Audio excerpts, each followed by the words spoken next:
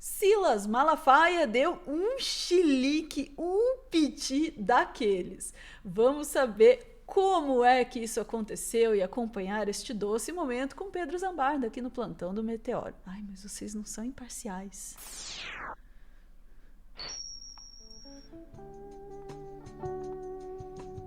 Eu quero prestar uma homenagem, que eu tenho haters de estimação aqui no Meteoro. Ah, eu também tenho. É muito bom, né?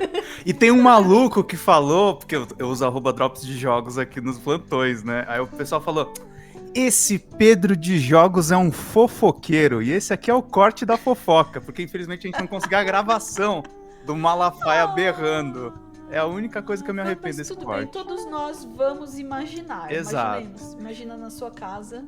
Pelo menos o autor da coluna que traz essa informação, que é um ouro pra gente, é o Bernardo Melo Franco, que é um bom colunista do Globo, ele escreve muito bem. Então ele narra com deliciosa ironia logo no começo.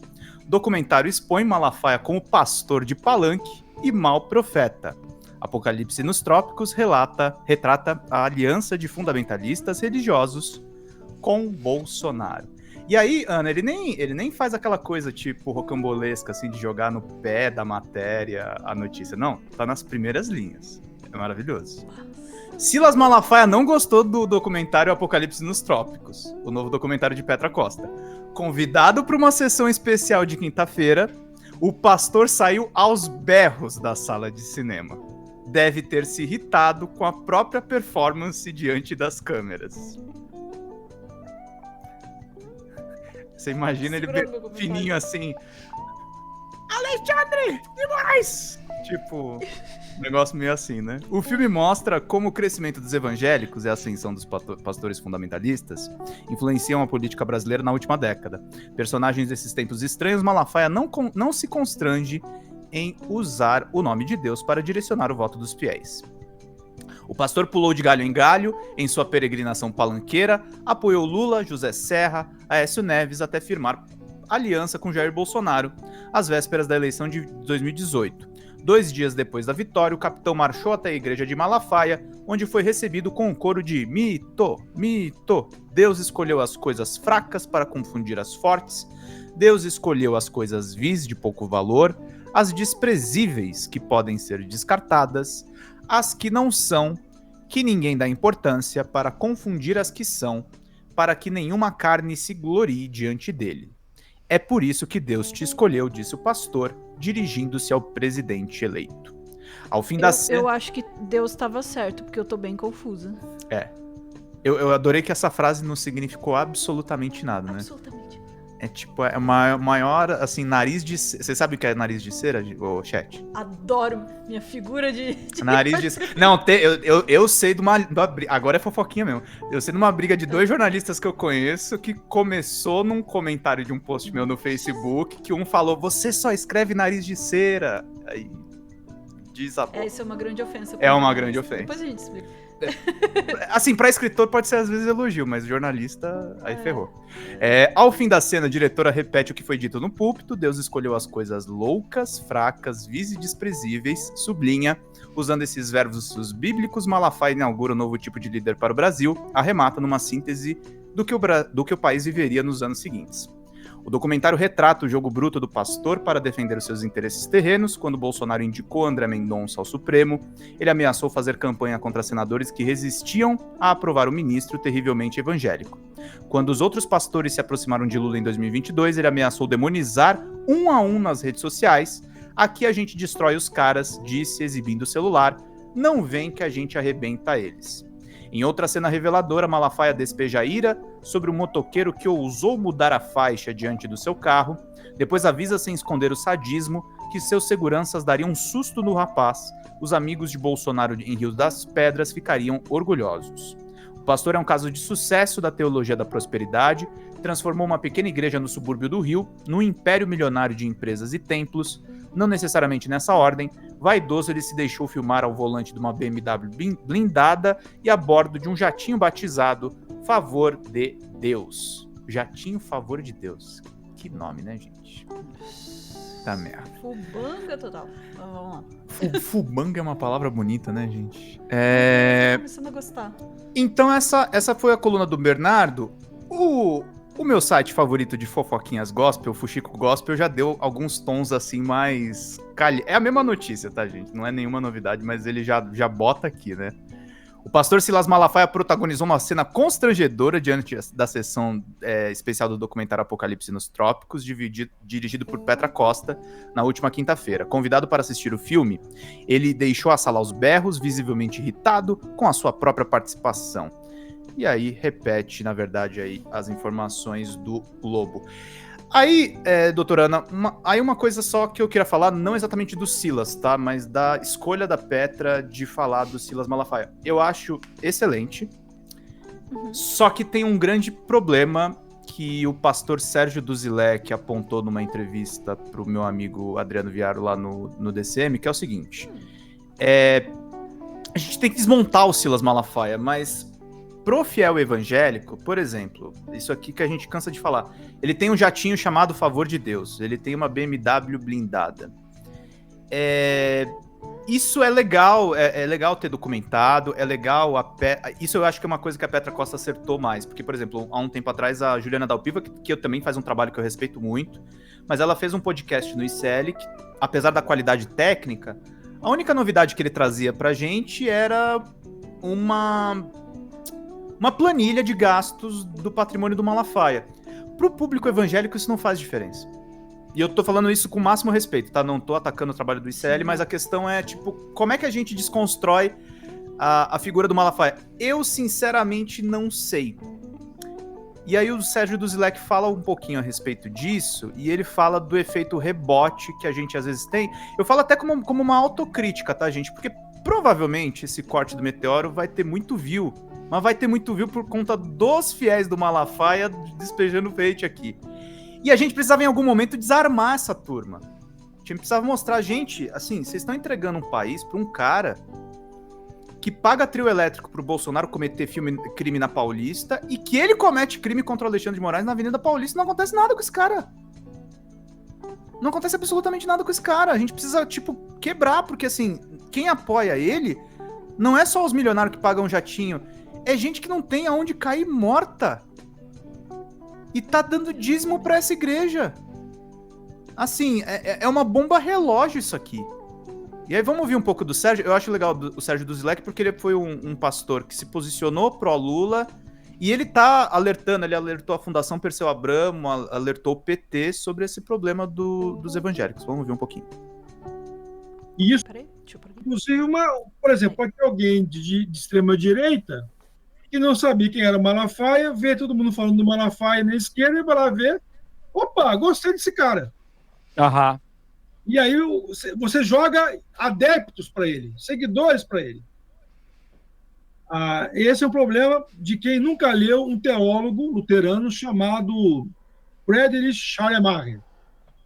Quando você promove algo às avessas, ou seja, você coloca um livro no índex dizendo é proibido ler, na verdade está dizendo para as pessoas lerem o livro.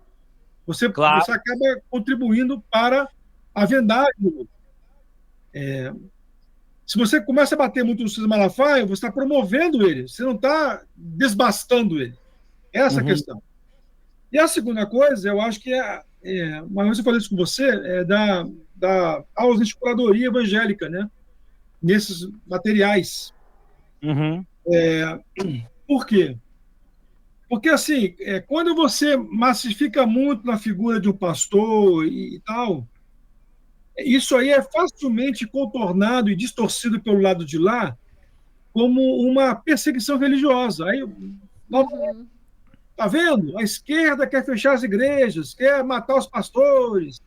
Olha aí o que eles estão fazendo com o Silas Malafaia. Então, assim...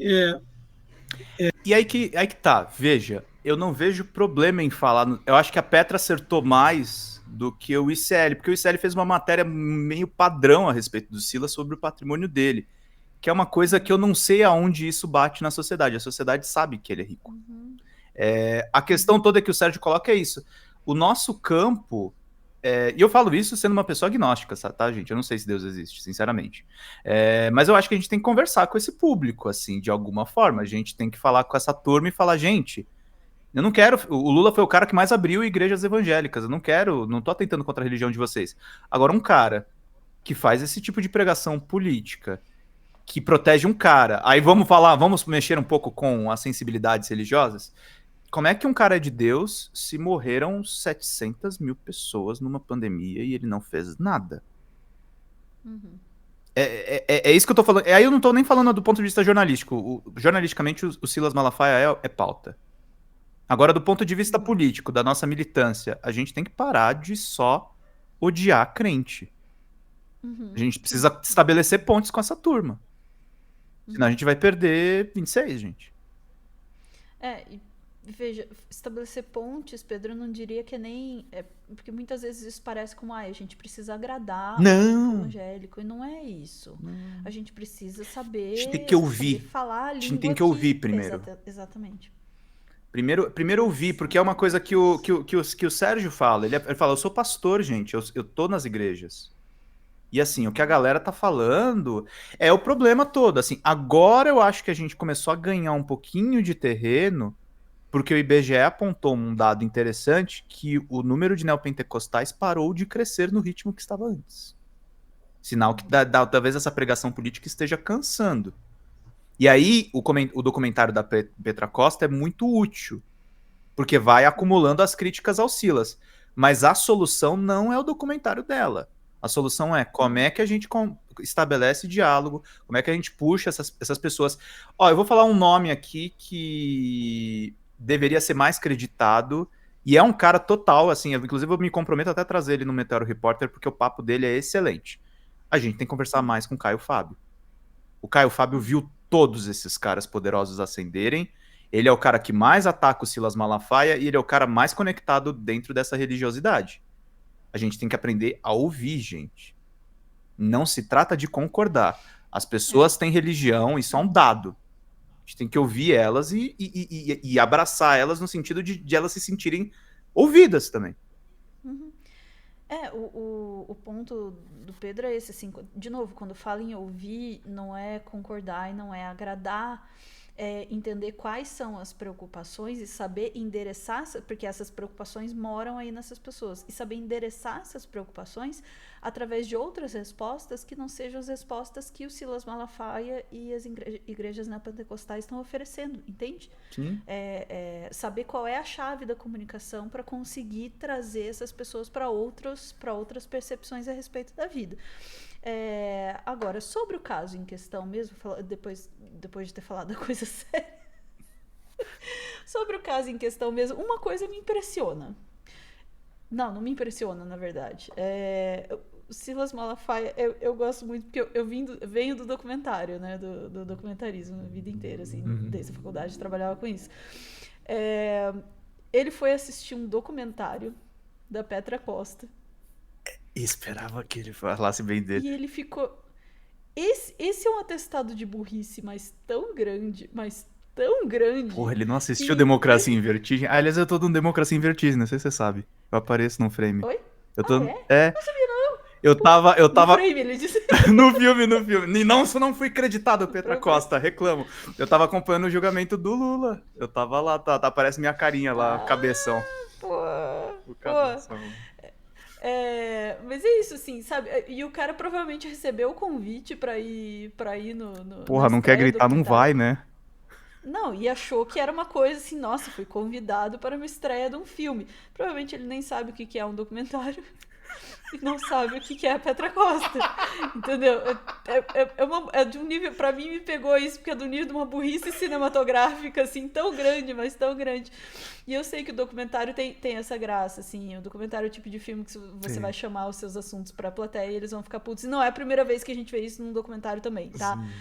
Acontece com uma certa frequência, mas é sempre divertido, né? O que eu casco o bico, não é nem agora. Quando o ICL fez o documentário do Malafaia, eles foram ver o lado dele. E aí o direito de resposta do Malafaia, Ana, eu juro, eu tava numa live, eu rodei todos os direitos de resposta. Eram 17 áudios. Chegou uma hora que eu olhei pro chat e eu falei, gente, desculpa, eu não sei aonde isso vai parar. E eram 17. Tinha áudios que eram 1 minuto, mas tinham áudios que eram 8 e muitos deles xingando.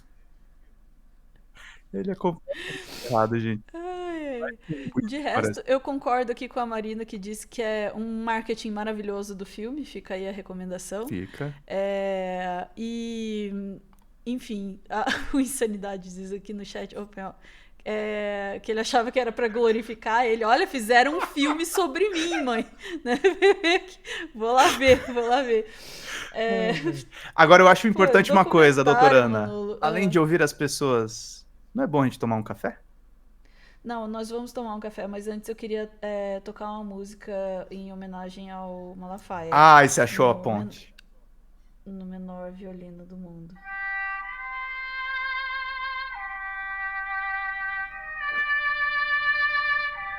Nunca mais ele vai assistir um filme no cinema. Ana, você não Acabou a sabe o quanto eu relação do tô feliz. Malafaia Eu com o vi esse cinema. violino na outra live, eu falei, ela vai usar no momento certo. Não, eu ainda acho que pode melhorar, mas eu tô trabalhando nisso, gente. Eu sou nova nesse negócio do prop ao vivo. Mas vamos lá, vamos falar do que interessa. Com licença, Pedro. Vamos falar de café. Vou aproveitar esse momento. Você que tá aí pensando, né, nessa tristeza de você ir assistir um filme e o filme ser sobre você e não ser positivo, é terrível. Eu vou. Desculpa, eu tô ouvindo o Pedro rir aqui no bastidor, eu vou tirar ele, senão vou me desconcentrar. Vou aproveitar esse momento para convidar você a conhecer, deixa eu tirar aqui também o nosso banner, a conhecer a assinatura da Vero Cafés, que, gente, é um negócio inacreditável, mais inacreditável que documentário, inclusive. Você já imaginou isso? Que legal. Você paga uma assinatura de café, tá? Você não precisa ir no mercado e comprar sempre a mesma porcaria que tem no mercado. Vamos combinar. Eu sou chata do café. Eu acho isso um saco. Chega lá, é sempre os mesmos cafés. E sempre uns cafés ruins pra caramba, tá? Mas a Vero Cafés não é assim. Você paga a sua assinatura e o café vem até a sua casa. Um café selecionado, uma curadoria especial todo mês de produtores menos conhecidos, de pequenos produtores do Brasil. Pô, cafés muito bons. Ó, inclusive vem num pacotinho bonitão, assim. Vem com todas as informações ali, ó, do café, onde é fabricado, tá? Quem faz esse café. Café feito por gente de verdade, sabe? Você pode saber a história dele. E aí, como é que funciona a assinatura? A gente vai deixar um link aqui para vocês na descrição desse vídeo com o cupom Meteoro que você usa lá, e aí você pode ter 30% de desconto na assinatura mensal, ou você pode ganhar 4 brindes na assinatura anual. Inclusive tem, eu já deixei aqui do lado para mostrar esta prensa francesa maravilhosa, tá? Esse é um dos brindes da assinatura anual, tem xícara também, é bem interessante. Ou você pode ganhar 10% de desconto nos produtos da lojinha também. Super recomendo, gente. Eu sou fissurada em café, assim, sinceramente. É muito difícil achar um café que seja gostoso na vida. E eu não tenho mais esse problema, porque o café chega na minha casa. Isso é tão legal. Super recomendo. E fazendo a assinatura dos cafés, vocês ajudam a gente a continuar o nosso trabalho aqui no Meteoro também, além de tomar um café gostoso em casa. Fica aí a recomendação. Aproveita para tomar um café assistindo um filminho também, que é legal. Pode ser um documentário. Beijos.